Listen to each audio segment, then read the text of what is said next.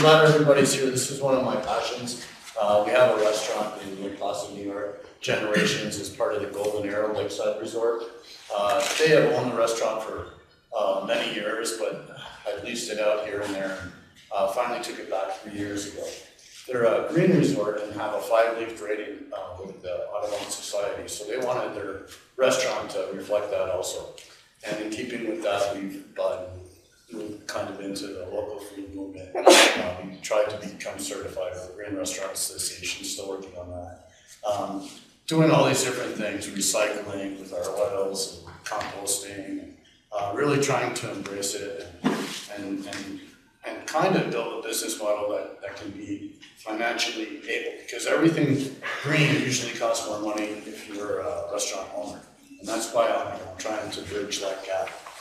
On the back table, I have a few papers and things that we've done over the years, and it shows over the 3 years we've increased our sales, and I say locally within my family, not within New York State, but the local growers that are here today. About $20,000 each year for a little bit over 100,000 total. So that's pretty good. I mean, I would like that number to be a lot bigger, but also along with those lines, our sales have increased. And actually this year, my food cost was less than it was last year, and my sales are higher. And I was like, wow, how can that be? And a lot of it is to do with buying local. I charge extra because I can pay more. People are happier with it. They're paying the price, and it's a win-win situation. So, working with Ian, Lucas, Asgard, all these different, we built this relationship that's been financially benefit for both of us. And I'm really proud to say that, and I have the proof to back it up. Our sales have increased, and the point is there's less waste. The product is better. I get a box of salad greens and field mix, and I use it all. I don't throw any of it away. Any vegetable, like sometimes you guys will have a ton of basil. They'll drop me off like a huge bin of basil, and it's like, and I'm like, thanks guys, so all of a sudden I have a bunch of pesto. But, so it's a working relationship, and it really works well. I suggest everybody to try it. Touched on agritourism. We did that a couple of times this past year, over the summer. One time being, I got 18 people paying $75 a head to go to a local farm. And, it was profitable for me. It was a great experience for them. The farmer made out a little bit. And, it was just a great time. Plus I got, press and marketing out of it. So, I couldn't ask for more. It's not like we're spending extra money. We're getting a value. We truly are, And I think people need to realize that it helps our community. It helps the farmers. It creates taxes. It's just a win-win thing.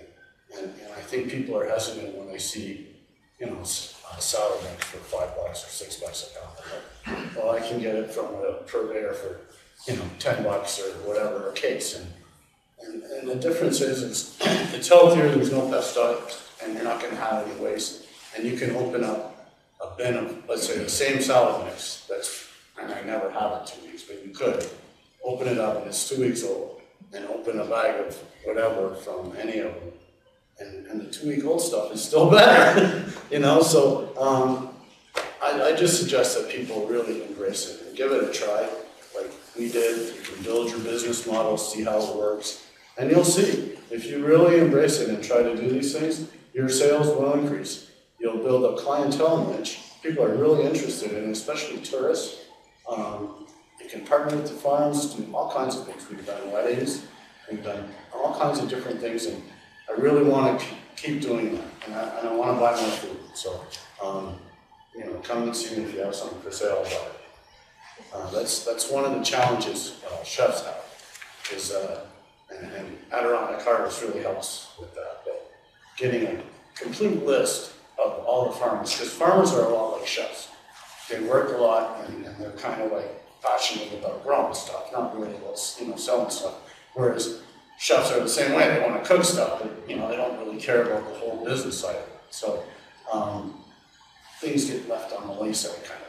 But if we could get it all together, maybe have a compiled list of farmers that really want to focus wholesale with restaurants and kind of get together, it would be a lot better for everyone, and I think it would increase everybody's sales. So, you know, Adirondack Harvest did a really great job of doing that. They have a list back there that, you know, if you call up, let's say, a land guy and say, well, I want to buy all your land lease, you know.